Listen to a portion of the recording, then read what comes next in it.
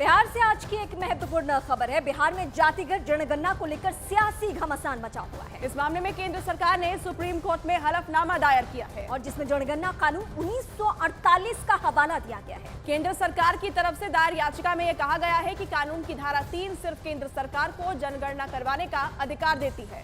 हालांकि इससे पहले भी लंबी कार्रवाई हो चुकी है। मामला हाईकोर्ट तक पहुंचा। हाईकोर्ट के बाद सरकार को राहत मिली, लेकिन अब फिर यह मामला सुप्रीम कोर्ट चला गया।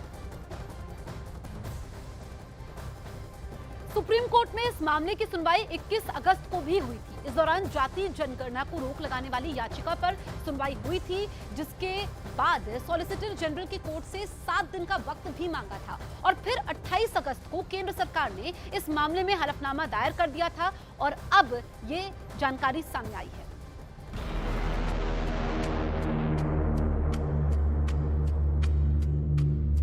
सुप्रीम कोर्ट में सुनवाई के दौरान बिहार सरकार की तरफ से भी दलील पेश की गई और ये कहा गया कि राज्य में सर्वे का काम पूरा हो चुका है। सारे डेटा भी ऑनलाइन अपलोड कर दिए गए हैं। हालांकि केंद्र सरकार ने भी सुप्रीम कोर्ट में हलफनामा दायर कर ये साफ कर दिया कि राज्य सरकार ऐसा नहीं कर सकती है।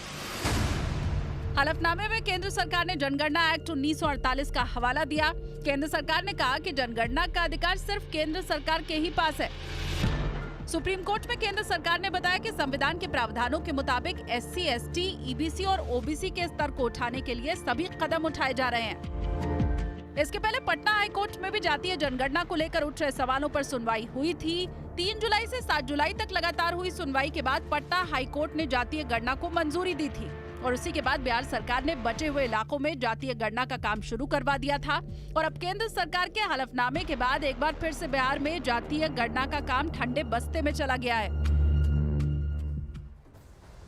वहीं बिहार में जातीय जनगणना पर सुप्रीम